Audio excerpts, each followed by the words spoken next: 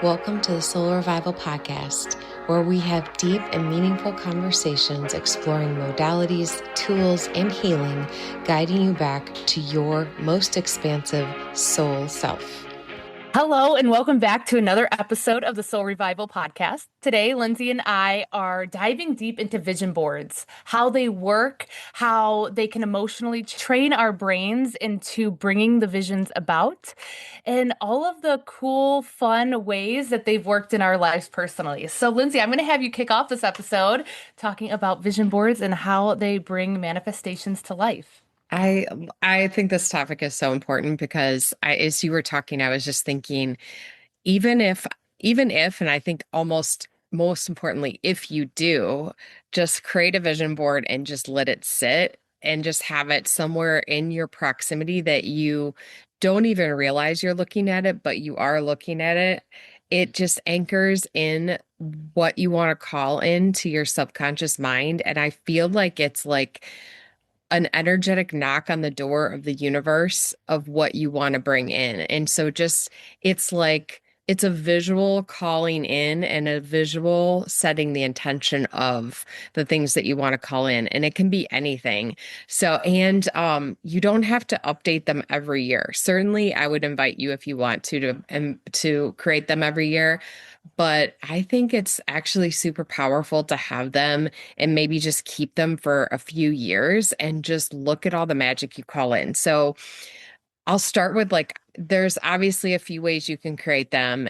You can create a physical, like poster board where you cut out or print out everything you want to call in. And this could be anything. This could be a new house, a new car, a relationship, a new job, a new friendship, a trip that you want to go on. It could be something you want to create. It could be like somebody living a life that you want to live or having something that you want to call in.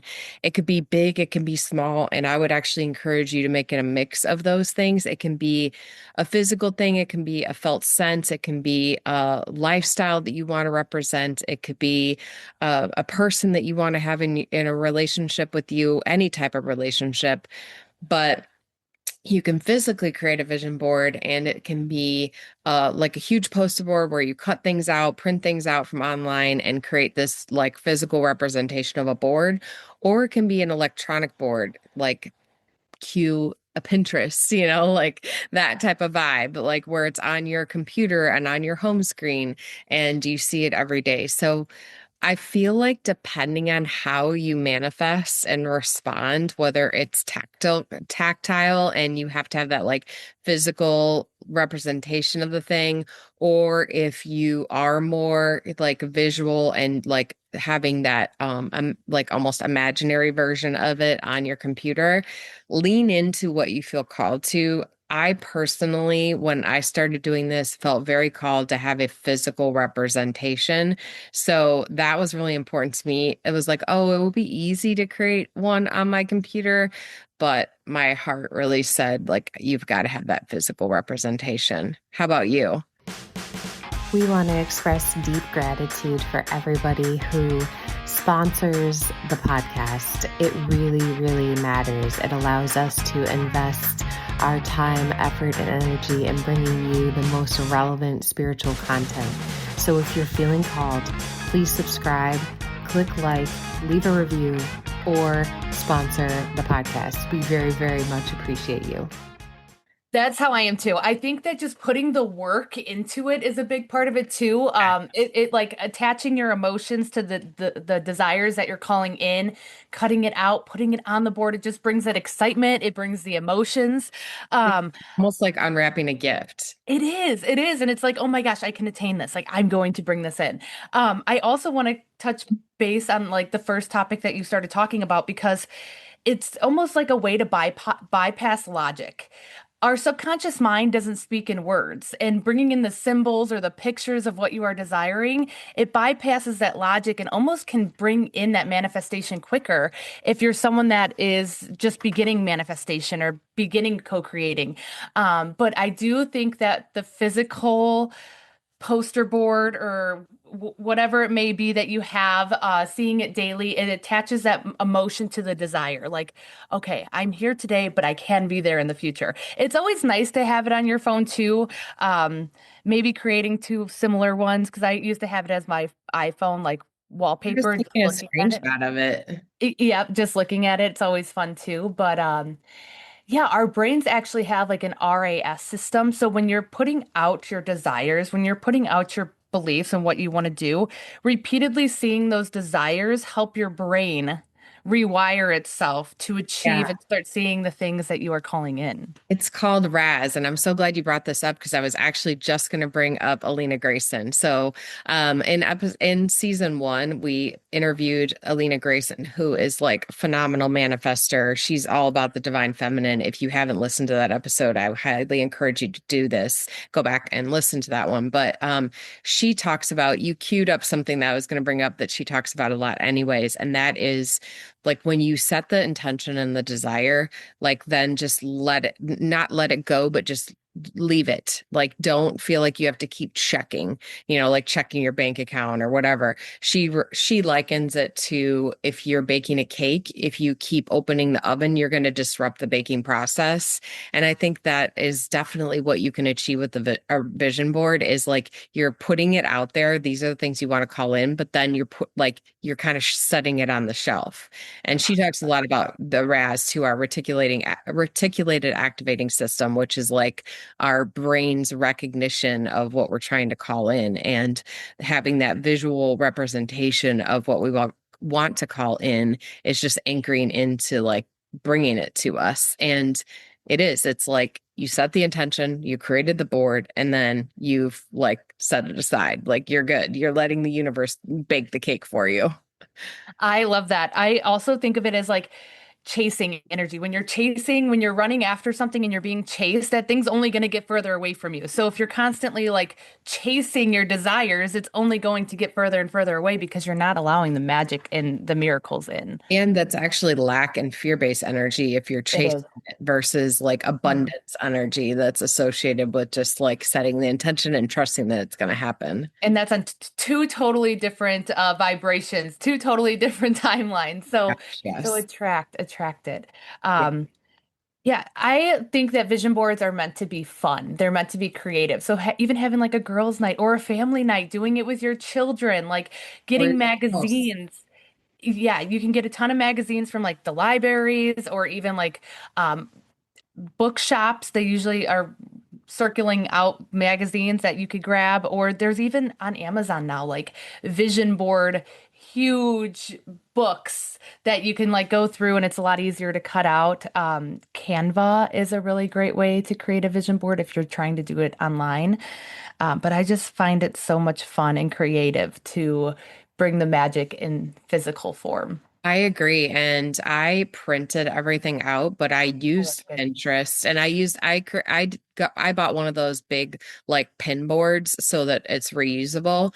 But I went online and pulled stuff from Pinterest, from social media, because you see things every day on like Instagram, etc., that you want to call in. So whether it's, like somebody created something that you want to create, maybe there's a music artist that has created something that you want to create. If maybe you like want to call in some other type of artistry. And that was actually a big one for me. So I did one that I had up and live for a couple years and it actually was even more fun, like going back and looking at it a couple years later and like I was mind blown at the things that I've called in. And I've actually never even talked to you about this, but it's so interesting. So on my vision board, I probably had it for 3 years. I had some physical things. Like I had a car that I wanted that I called in. I had a new house, and that was before I was even thinking about moving. Um, which I called in and I ended up in a brand new construction house. But most importantly, I had our community. I had my social media presence, and this is long Ah, before I even like thought about those things. I had my book and being an author on there. Like I had Gwendolyn Doyle on there, like, and that was like how she did her podcast and how she promotes like the things that she believes in. And that related to the book for me. Like I had these cool graphics of like a community that was like interwoven with different webs, and I had like a lot of spirituality elements on there, like just visual representation of spirituality for me, all things that I completely called in. that's amazing. You saying that too. Vision boards are a way to access your highest self because if you're constantly looking at that vision board, emotions are your fuel. So starting the day looking at that vision board, this is the life I want to achieve. It instantly gives you the fuel to achieve that life and to step out of the comfort zone of the life that you've been living to step into the life that you want to live. That's amazing with the membership. I did not know that. That's so cool. With my vision boards, so when I first started, I I never traveled. Like I never traveled. I think that the first time I ever even left Illinois was when I started working on the pipeline. So I had to travel for the pipeline, but it was for work, so it wasn't like I was seeing the world. So on my first vision board, I remember putting an ocean. And then I remember putting a house, and the house was white and black. I remember very vividly the house being white and black. And this That was like was in, too, by the way. That's funny. what'd you say? Mine was too. Oh my goodness, see, that's so funny. Um, but yeah, the next year I ended up going to Punta Cana, which I had so much anxiety, Lindsay. I was like, I knew I wanted this, but like, who am I to go to Punta Cana and spend this, all the thoughts that were in my comfort zone. And then getting to Punta Cana, it's like, oh my goodness, I deserve this life. Like I deserve to explore and make memorable, things that matter, I don't know. It was moving from a previous version of myself and stepping into my higher self, taking that trip to Punta Cana. That is for sure. And then Worthiness. moving It's calling in worthiness. worthiness, exactly, exactly. And that really, I think, cracked me open a lot because all of the my family is very judgmental. So of course you get all of like the little peanut gallery comments of like, oh my gosh, why are you going there? All of the nonsense, but it was like the worthiness and stepping into, you know what, I work hard and I deserve this. And then the house, the white and black house, it's actually hilarious because we just moved 4 years later after that vision board. But we wanted to move by the time Marky was 6 months. We signed the contract the day after he turned 6 months. So this was on another vision board, but our house inside is white and black. So it's not white and black on the outside, but it's white and black on the inside. So I'm like, it still counts. It still counts. Yeah, absolutely. And yeah, I love that. And I have another example too. So, and this was long before I had like any actual plans to even think about like or any anchoring into it at all, but like I had on one of my vision boards getting a puppy, and I just put a like picture of a Spinoni puppy from Mateo, my dog Mateo. And so that was on one of my vision boards. And what I did was, and I think this is probably a good call out, I would do pictures, and then I actually would put a 3x5 note card of like what the energy was that that thing was calling in for me. Was it love? Was it joy? Was it peace? Was it connection? Was it confidence? Whatever it was. And then I would put a little write up of what specifically I was calling in and why I was calling it in. And so I had on there getting a puppy from Mateo because his legacy obviously is really, really important to me, and his energetic essence is so important to me as well. And so having a puppy from him was really important, but I had I didn't have any specific plans. And I intentionally picked a brown roan puppy, which Mateo is orange roan. So it would have had to be a breeding with a brown roan, which again, I didn't have planned. And now I have Piero, who is that puppy.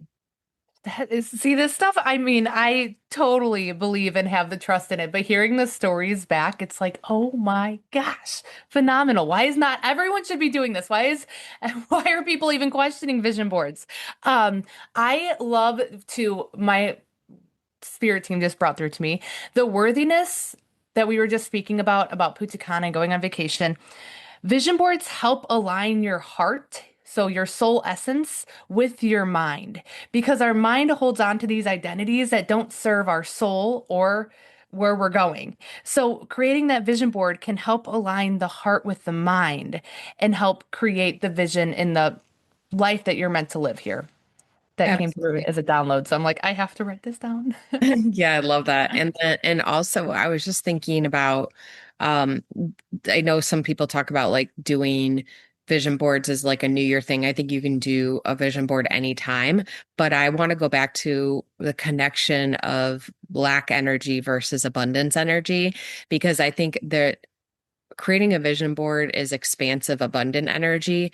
Creating a New Year's resolution is actually a lack fear-based energy, like a restrictive energy. And so you like I just would point out that difference. Like when you're thinking about a New Year's resolution, it's something that you're like not going to do or something you want to do more of or like and it's like that fear-based restrictive energy versus like the calling it in of a vision board. So if you're feeling called to like set some type of intention this year, even if you're hearing this episode way after New Year's, like doing a vision board is so much more expansive than setting a resolution for the year. You could even do a vision board in springtime when everything's starting to sprout, you know? Just get started. It doesn't have to be some huge board, and you can never dream too big. If your heart's like, "Oh, I like that," that is meant for you. You're not going to stop in your tracks to view something if you weren't able to achieve it. So dream big, open your heart, create, even if it's just like a computer paper, like just get started and watch the magic unfold. I love that you said that about New Year's resolutions, though, because Lindsay, I've never felt called to like do New Year's resolutions. Mark does every Either. year, and I'm like, that's cool. Like, I don't have one. Like, and then when you said restrictive energy, I'm like, that is so true. My heart's just closed off. Of course, I don't do New Year's resolutions, but the magic of vision boards and the abundance that it brings, and just the growth, the personal growth that it brings, because you realize that the magic is in your fingertips, it's in your hands, and there's so much light and creation here, especially in 2026. I mean, it's the beginning of a brand new cycle. It's the year one. It's the year of the horse, and it's going to be quickly moving, fast paced. Your mind is going to be creating your reality. We are moving to a timeline where, AI is going to be such a companion in our lives as well. I really feel like that. Which is great because then we can use our minds for things that matter and not let the stress of everything consume our minds. So that's a positive outlook of it. We can use our minds to co-create the realities that we're calling in, and that's the power of our minds. We don't need to, waste our days away working and stressing about working when we can bring in and call in the timelines that we are trying to achieve.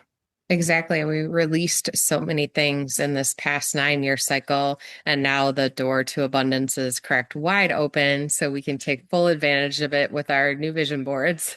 Exactly, exactly. So if you guys have any questions, reach out. We would love to answer any questions. I will also tag the episode of Alina Grayston in the comments below, so you don't have to go back. You can just kind of scroll down to the show notes and it'll be tagged there.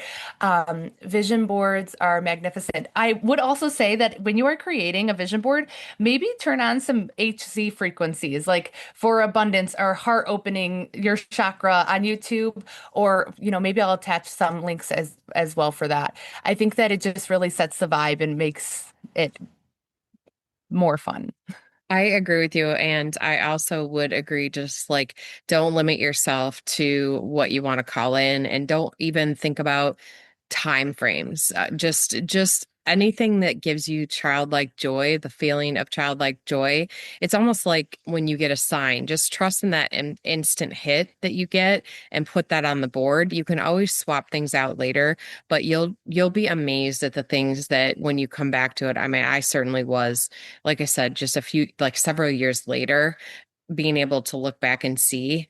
And if you want to do this with other people, I would say this is something that we have on the books to do with our community. So if you've been feeling called to check out the Soul Revival community, we actually have a 2 event process that we're going to be doing on going through vision boards, creating vision boards for our membership. So if it's something that you want to do and you've been feeling called to find out more about our community, this is definitely a great entryway into that.